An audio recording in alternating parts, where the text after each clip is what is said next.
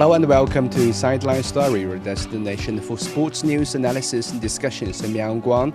The US Open is delivering incredible drama and we are here for all of it. Sinner versus Alcaraz, who takes the title, was missing from Sabalenka's game. Joining me to debate it all are my fantastic co-hosts Tian Yu and Brandon Yates. All right. The final Grand Slam of the year, the US Open, is underway in New York. The first week of action already produced some shining performances. For example, Chinese player Chen Wang from Hong Kong bagged his first Grand Slam main draw victory in his major debut. He also became the first player from Hong Kong to win a Grand Slam match, so congratulations to him. But beyond Wang's surprise victory, Tian Yu, what action has so far made you sit up and take notice at the US Open so far? Yeah, well, on the women's side, you've got to bring up Wang Xingyu. I mean, she's the only Chinese player getting through the first round of the US Open now. But more importantly, you can really see how much her game has improved from previously. Because earlier this year, she was really struggling. I mean, went out in the first round of both the Australian Open and the French Open. But the second half of the season has been quite a different story. I mean, she beat Coco Gauff in Berlin, made her first WTA series singles final, and now at the US Open, she has been showing that same resilience. And I think that her opening match was a perfect example of that resilience, because she got blown away in the first half. Totally blown away. I mean, but instead of panicking, she quickly gathered herself and just came back very strong in the next two sets. She mixed things up really well using her drop shots and powerful backhands, which showed her technical maturity. And she's only 23. So, of course, I mean, her form can experience some ups and downs at times, but she's got plenty of room to grow. So yeah, I think there's a lot to expect from Wang Xingyu. And on the men's side, we have to mention Carlos Alcaraz. I mean, yeah, his new haircut is definitely part of the story too. But honestly, he looks more, aerodynamic this time with less, drag and more speed. But haircut aside, his tennis still gets the main spotlight.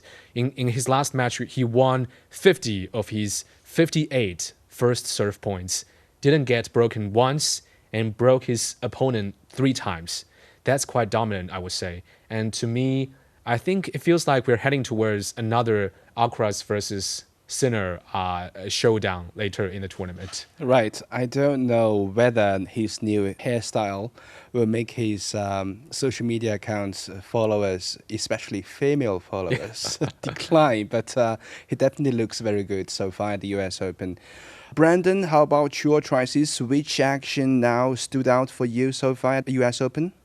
It's incredibly disappointing that Zhang Qinwen wasn't able to make the US Open this year, and I believe she's recovering from elbow surgery, if I'm not mistaken. I think it was elbow troubles that have been she said has been giving her pain throughout the last couple of tournaments, and her and her team finally decided to get it dealt with. So hopefully, she takes the time to rest and recover and, gets back to action as soon as possible. And, maybe she is someone that did require some rest, because it just seemed like she really never took a break from any major tournaments since that, fantastic Paris Olympics victory. But so incredibly disappointing to not see her there, but we're hoping that she bounces back even stronger. But yeah, Wang Xinyu is definitely an exciting prospect to look out for as the US Open progresses, and looks incredibly strong at the moment. But away from China, just looking at some of the top seeds, the Carlos Alcaraz story is pretty interesting. I think, if I'm not mistaken, I know a lot of his celebrity pals have also been quite surprised by it. I saw a video of like Rory McIlroy giving it a bit of a feel and saying that it looks good. And I think Alcaraz himself was even a little bit shocked by the haircut, because I think it said in the media something his brother was actually messing around with his hair and trying to give it a trim. And I think he got the settings on the the shaver wrong and kind of like messed up a spot and then had to shave the whole thing off. And I think something similar happened to David Beckham, right? I remember there was that video of him on Yeah. social media But that went showing very like well. yeah, showing like a misshaved spot on his head, and then he also had to shave the whole thing off. You'd think these like millionaire celebrities would just go to a hairdresser, but anyway, it seems like Alcaraz didn't learn from David Beckham's misfortunes. But yeah, Alcaraz also, despite the haircut issue, looks incredibly strong, and I don't think he has to worry about his female fans or anyone that admires his looks because I think that that hair will bounce back really quickly. So he doesn't need to worry about it, and his performances are still incredibly strong on the court. And speaking of strong performances on the court, Yannick Sinner, his Yeah. rival, and when we thought men's tennis post the Nadal Federer kind of peak Djokovic era was going to be boring, it looks like Sinner and Alcaraz are finally going to take up that mantle and be the dominant rivals going forward. And yeah, Sinner got off to a really fantastic start and won his opening match in just 1 hour and 39 minutes, 6-1, 6-1, 6-2. So the men's number one and defending champion is looking strong. I mean, Zverev's looking strong. On the women's side, I think maybe US fans would have been a little bit concerned about Coco Gauff because she survived a scare in her opening round in a pretty tight three-setter, but she managed to get through. Naomi Osaka's also turning heads. She looks pretty strong. Things are looking very, very competitive on the men's and women's side, but I think particularly on the women's side, I think there's a lot more. I think there's a lot more unpredictability on the women's side. I think there's just so many strong competitors that can really do anything, and I think the winners at all of the Grand Slams have been so varied after the last 1 to 3 years. I think that women's tennis is probably more exciting right now than it ever has been, which I think is fantastic for the game overall. Right. I don't know since when fans called it an upset when Djokovic defeats either Sinner or Alcaraz, but now it Yeah. seems like we're having this consensus. For a Djokovic fan, as I am, I was particularly worried about his opening match at the US Open this year since he hadn't played a competitive match in over a month. He skipped all the warm-up events before the US Open. Even though he went through 3 sets to 1 in the end, it was a tough tournament opener with a lot of deuces in the middle. Djokovic himself also admitted that he had to bring up his A game from the very start, and now he has less energy to deal with those youngsters on the tour. I don't know what it feels like to play someone who is half your age. Well, you have to take a lot of medical timeouts during Yeah. the match to keep yourself in the game. But it's kind of cruel to see what's happening to Djokovic on the Yeah. tour now, especially at the US Open, and to hear what he said after that match. But I guess that's Djokovic. Sometimes we take it for granted that he keeps playing on the tour, but it's actually more difficult than it sounds. We haven't seen the plunge from Djokovic yet, but someone who is seemingly enduring a plunge is Daniil Medvedev. For a former champion at the US Open and a former world number one to suffer 3 consecutive first-round exits at Grand Slams is just staggering. So Yeah. are we seeing Medvedev's drop out from the top men's singles league? Because his slump to me is kind of fast and obvious. Yes, I think his performance definitely raises that kind of question. I think it's not just about tennis. I would say the mental side of things seem to have been weighing him down for quite some time.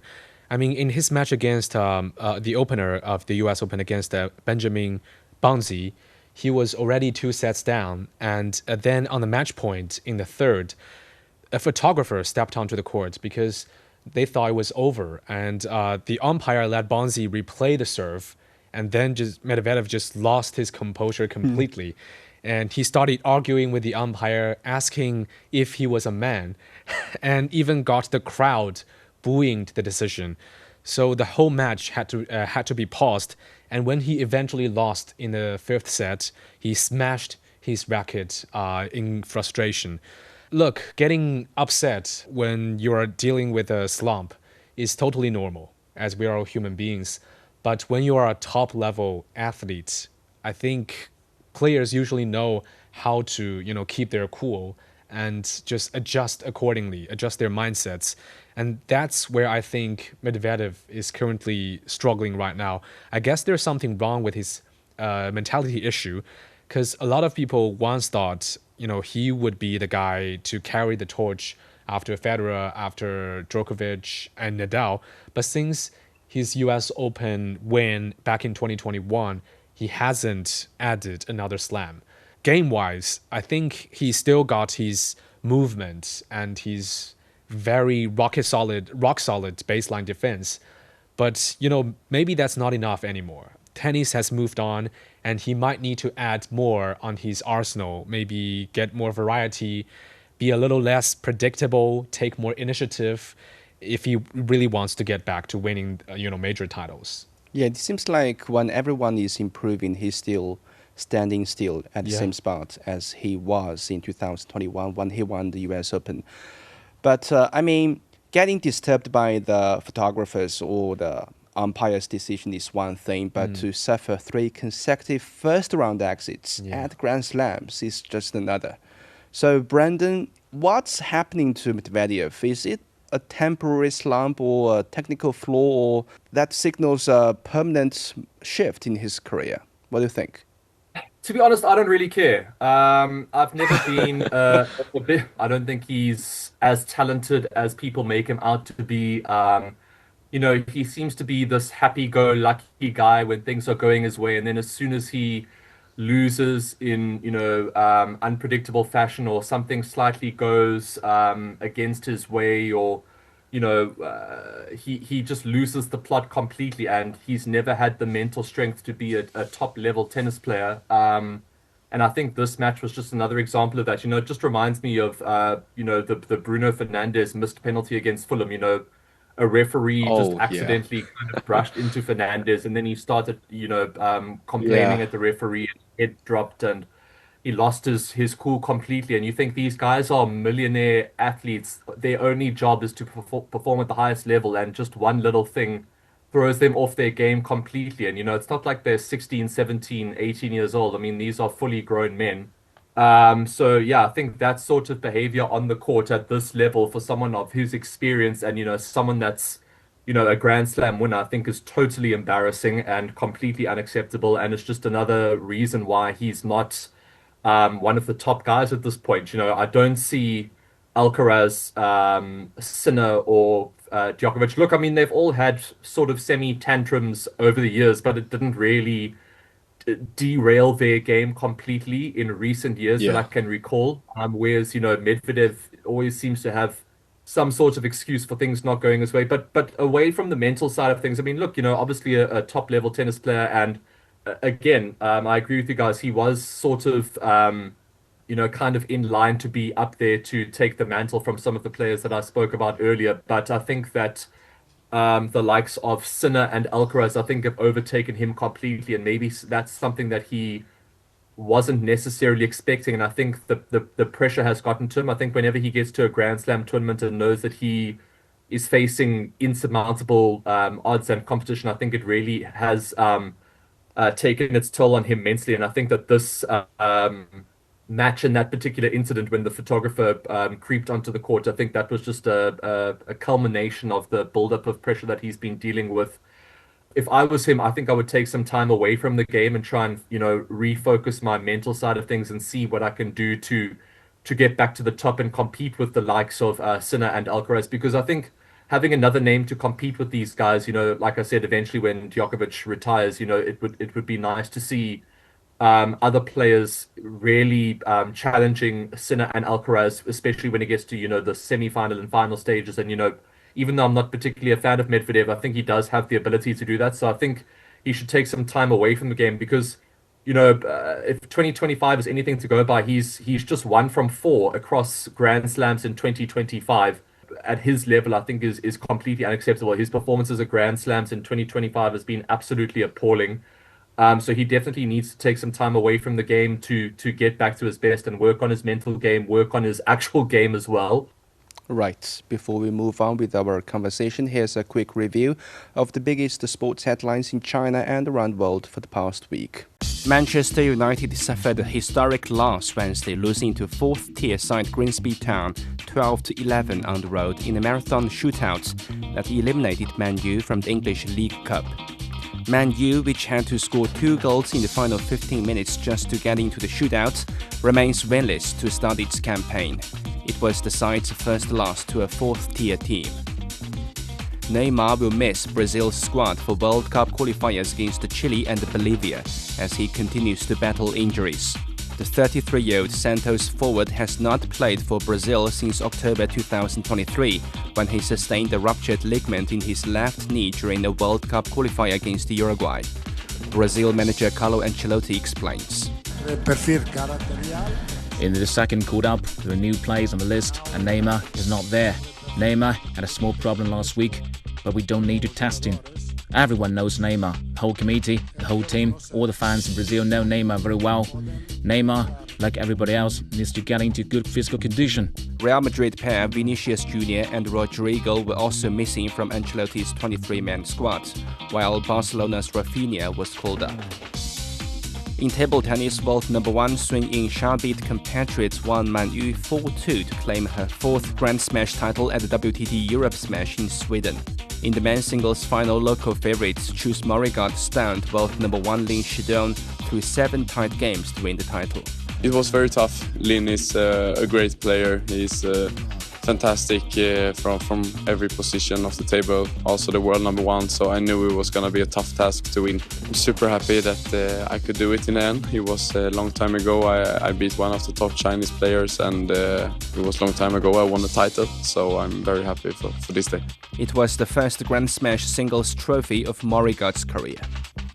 In basketball, Angola lifted the championship trophy for a record 12th time at the 31st Afro-Basket tournament, defeating Mali 70-43 on Sunday.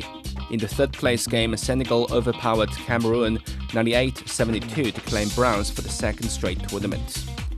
Cadillac will reportedly join the Formula One grid in 2026 with Sergio Perez and Valtteri Bottas as their drivers. Dan Torres is CEO of the Cadillac Formula One team. We're excited now to build the team. It's starting to get real. We've announced our drivers. The car will be on track early in January for a shakedown, and so we can't wait to the countdown clock is spinning every day, and so people are working around the clock to make sure that this team has everything that it needs come Melbourne 2026. The two drivers had 527 Grand Prix starts and 16 victories between them. Welcome back. Now let's take a look at the two young titans who are destined to dominate this era's men's singles. Jannik Sinner comes with arguably the best form on hard courts this season, while Carlos Alcaraz also brings his unique and explosive magic that we know also can win here. So Tianyu, if you have put money on one player going all the way at the US Open this year, Sinner or Alcaraz, who gets your vote here? Well, as an Alcaraz fan, I'm definitely hoping he will go. Since when you are an Alcaraz fan? I don't know. since the early days. But if you look at Sinner, I think he's making a real strong case. His first round match was a breeze, and he looks fully recovered after that Cincinnati final quit. His serve is still very lethal weapon, and his baseline game looks rock solid. When he's healthy, I would say he's arguably one of the best hardcourt players out there right now. But that said, when you look at their head-to-head record, especially on hard courts, actually Alcaraz has the edge. Sinner has only beaten Alcaraz twice in 7 hardcourt meetings, and overall Alcaraz leads their rivalry 9-5. History kind of leans towards Alcaraz. Playing style-wise, I think Alcaraz just has more variety in his toolkit. I mean, he can hit you with pace, drop shots, net play. He's kind of unpredictable and also makes you uncomfortable on the court.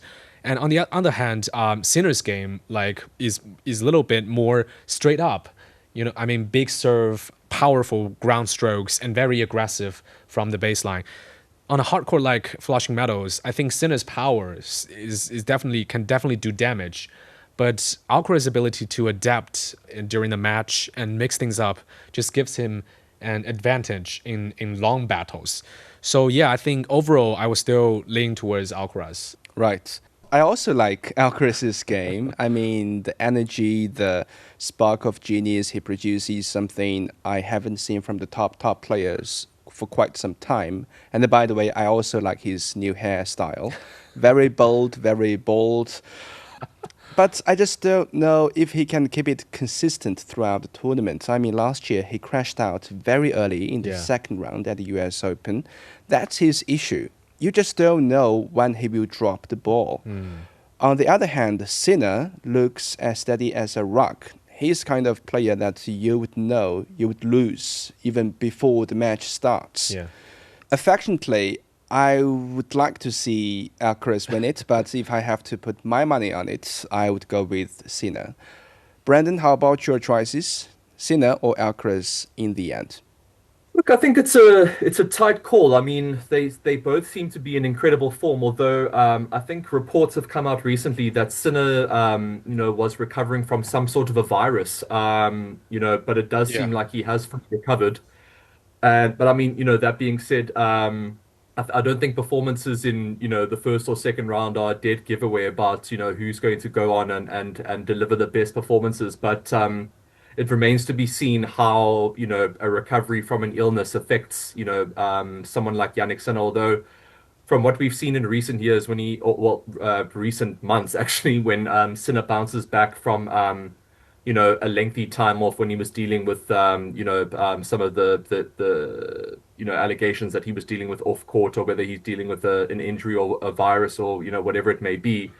He seems to be the type of player that really bounces back really quickly and doesn't suffer from any rustiness when he comes back from a layoff. So if he is fully fit and has bounced back from this illness, I think that Sinner has to be the favorite, considering that he's the the defending champion. Although it does at the US Open, although it does seem like Alcaraz has a bit of an edge on hard courts when it comes to head battles with Jannik Sinner, but their battles across various surfaces in tennis has been incredibly up and down. It's so hard to predict who's kind of got the edge on which surface, and they seem to kind of be aware of both of each other's preferences in terms of surface, and then kind of deliver their best performances on their worst surfaces, because they know they're coming up against their biggest rival on their favorite surface. So it's quite difficult to predict what's going to happen with these two players. And like we've mentioned in so many podcasts before, the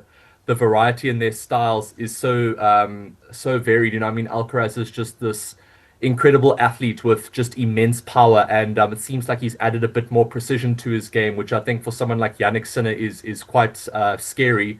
But then again, Jannik Sinner is just such a class act. I mean, he looks so graceful on the court, particularly for a big man. He really has this this gentle touch to his game that is really immense to watch. But also defensively, he's just so, he's just like this like an octopus. Like, he just seems to be able to cover the entire court. And, you know what I mean? Like, he's so difficult to break down. I think, he just seems to be able to return absolutely, it's like playing tennis against the wall. He just seems to be able to return absolutely anything. And then when he is actually on form and hitting his strokes, he really is just incredible to watch. And his accuracy and his, soft touch and the variety to his game is really immense to watch. So I think that in top form on this surface, I think Jannik Sinner has a slight edge. But if anyone can break him down, I think it is going to be Alcaraz. Right. I really like that expression. Playing against Sinner is like playing against the wall. Maybe Sinner should have his new nickname.